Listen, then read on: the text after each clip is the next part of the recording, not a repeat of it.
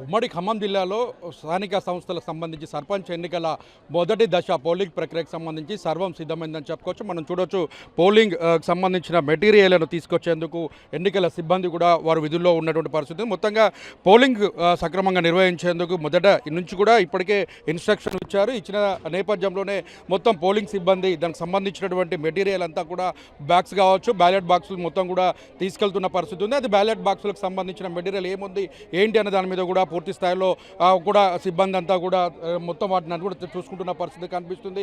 Ballot పేపర్లకు సంబంధించిన counters మొత్తం కూడా ఏర్పాటు చేసిన పరిస్థితి. దాదాపుగా ఎన్నికలకు అంటే పోలింగ్కి సంబంధించిన ప్రక్రియ మొత్తం సజావుగా సాగేందుకు అధికారులంతా కూడా సమాయత్తమైన పరిస్థితి అయితే కనిపిస్తుంది. ఖమ్మం జిల్లా పరిధిలో మొదటి దశకు సంబంధించి దాదాపుగా 7 మండలాలకు సంబంధించి 192 గ్రామ పంచాయతీల్లో ఇప్పటి వరకు చూసుకున్నట్లయితే 20 గ్రామ పంచాయతీలు కూడా ఏకగ్రీవమైన పరిస్థితి. 172 గ్రామ పంచాయతీలో సర్పంచులకు సంబంధించి కూడా పోలింగ్ జరగనున్న పరిస్థితి కనిపిస్తుంది. 1740 వార్డులకు గాను 2 వార్డులు ఇప్పటికే నామినేషన్లు కూడా వేయని పరిస్థితి ఉంది. మిగతా మినాయించుకున్నటువంటి దాదాపుగా 323 వార్డులు ఏకగ్రీవమైన పరిస్థితి కనిపిస్తుంది. మొత్తంగా రేపు ఉదయం 7 గంటల నుంచి మధ్యాహ్నం 1 గంట వరకు కూడా పోలింగ్ ప్రక్రియ కొనసాగుతుంది. అదేవిధంగా భద్రాద్రి కొత్తగూడెం జిల్లాకు సంబంధించి కూడా పూర్తి స్థాయిలో అటు మనుగూరు, అశ్వాపురం, బుర్గంపాడు, భద్రాచలం, పినపాక, చెర్ల, కరకగూడెం మండలాల్లో దాదాపుగా 159 గ్రామ పంచాయతీలకు పోలింగ్ జరుగుతున్న పరిస్థితి. ఎన్నికలకు సంబంధించి కూడా దాదాపుగా 1428 పోలింగ్ స్టేషన్లను కూడా ఏర్పాటు చేశారు.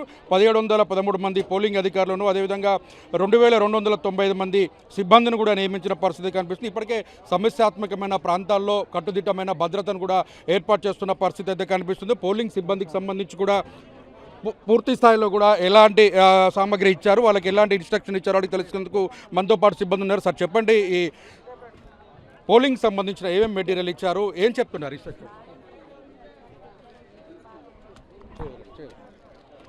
మాకు అన్ని రకాల కవర్లు ఇచ్చారు, అన్ని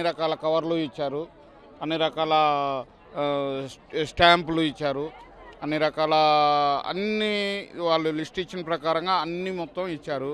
అంతా కూడా సక్రమంగా ఉంది, మాకు సంతృప్తిగా ఉంది. మొత్తంగా చూసుకున్నట్టయితే పోస్టల్కి అంటే విధుల్లో ఉన్నటువంటి వారికి పోలింగ్ ఏజెంట్లకు సంబంధించిన లేఖలు ఉండే కవర్స్ కావచ్చు, వాళ్ళ సామాగ్రి పోస్టల్కి సంబంధించిన బ్యాలెట్కి సంబంధించినటువంటి అంశాలను కావచ్చు, పూర్తి స్థాయిలో కూడా అధికారులు సిబ్బంది ఉన్నారు. సార్ చెప్పండి, జనరల్గా పోలింగ్కి సంబంధించి అధికారులు ఎలాంటి ఇన్స్ట్రక్షన్ ఇచ్చారు? రేపు పోలింగ్ జరగనుంది కదా, దానికి సంబంధించిన ఏం చేస్తున్నారు? మేమంతా కూడా పోలింగ్ సిబ్బంది, దాదాపు టీచర్స్, ఇంకా ఇతర వర్కర్స్, గవర్నమెంట్ ఎంప్లాయీస్ అందరం కూడా మార్నింగ్ 8కి అందరూ ఇక్కడ చేరుకున్నామండి. అన్ని ఏర్పాట్లు చాలా బాగున్నాయి.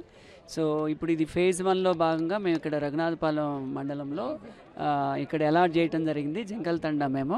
సో మేమంతా పోలింగ్ మెటీరియల్ అంతా తీసుకున్నామండి. ఇక్కడ అంతా కూడా ఏర్పాట్లు చాలా చక్కగా ఉన్నాయి. ప్రతిదానికి దేనికదే సెగ్రిగేషన్ ఉంది. సో అంతా కూడా మెటీరియల్ చెక్ చేసుకుంటున్నాం. ఇప్పుడు ఎవరెవరైతే ఏ పోలింగ్ స్టేషన్కి వెళ్ళాలో మెటీరియల్ తీసుకొని దాన్ని చెక్ చేసుకుంటూ ఉన్నామండి. ఇప్పుడు మేడం చెప్పండి, ప్రధానంగా ఎన్నికలకు సంబంధించి ఎలాంటి ఇన్స్ట్రక్షన్స్ ఇచ్చారు మీకు ఉన్నతాధికారులు? అంతా సజావుగా జరిగే విధంగా, ఎటువంటి పగడ్బందీగా అంతా మంచిగా ఉంది సార్. చూడొచ్చు, మొత్తంగా బ్యాలెట్కి సంబంధించి అంటే మొత్తం ఇప్పటి వరకు కూడా జరిగినటువంటి ఎన్నికలన్నీ కూడా ఈవీఎం పద్ధతిలో ఎన్నికలు జరిగితే స్థానిక సంస్థలకు సంబంధించి బ్యాలెట్కి సంబంధించిన ఎన్నికలు జరుగుతున్న పరిస్థితి ఉంది. బ్యాలెట్కి సంబంధించి ఎలాంటి ఇన్స్ట్రక్షన్ ఇచ్చారు మేడం? మొత్తం మీకు 3 ట్రైనింగ్లు ఇచ్చారు సార్. అందరం పర్ఫెక్ట్గా తయారైనమని అనుకుంటున్నాం. ఇక్కడ ఏర్పాట్లు కూడా బాగున్నాయి. ఎక్కడ ఏ మెటీరియల్ కూడా చక్కగా ఇస్తున్నారు సార్, ఏది మిస్ అవ్వట్లేదు. బ్యాలెట్ పేపర్లు ఇంకా ఇవ్వాల్సి ఉంది, అది ఆర్ఓ గారు ఇస్తారంట, ఇంకా మాకు అందలేదు. సజావుగా ఎన్నికలు జరిగేటట్లుగా మాకు పకడ్బందీగా శిక్షణ ఇచ్చారు. ఇబ్బందులు ఏం లేవు సార్, అందరం రెడీగా ఉన్నాం. రేపు జరగబోయే ఎలక్షన్లు ప్రశాంతంగా జరుగుతాయని, జరగాలని కోరుకుంటున్నాం.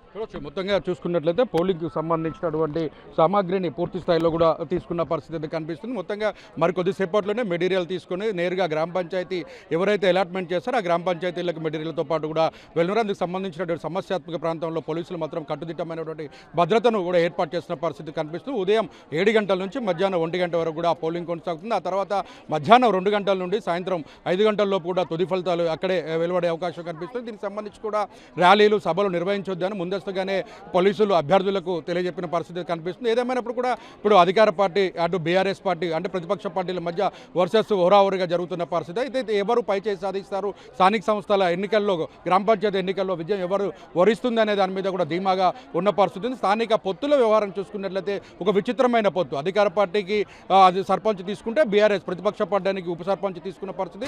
కొన్ని దగ్గర మాత్రం అటు కాంగ్రెస్ బీఆర్ఎస్ కలిసి పనిచేస్తుంది, బీఆర్ఎస్ వామపక్షాలు కలిసి పనిచేస్తున్న పరిస్థితి, బీజేపీతో కూడా కలిసి పనిచేస్తున్నటువంటి పరిస్థితి ఉంది. ఏదేమైనప్పుడు కూడా రేపు ఉదయం నుంచి జరిగే పోలింగ్ అంటే ప్రక్రియకు సంబంధించి సజావుగా జరిగేందుకు అధికారులు పూర్తి స్థాయిలో కూడా ఏర్పాట్లు చేస్తారని చెప్పుకోవచ్చు. కెమెరామెన్ విజయ్తో సైదులు 10 టీవీ ఖమ్మం.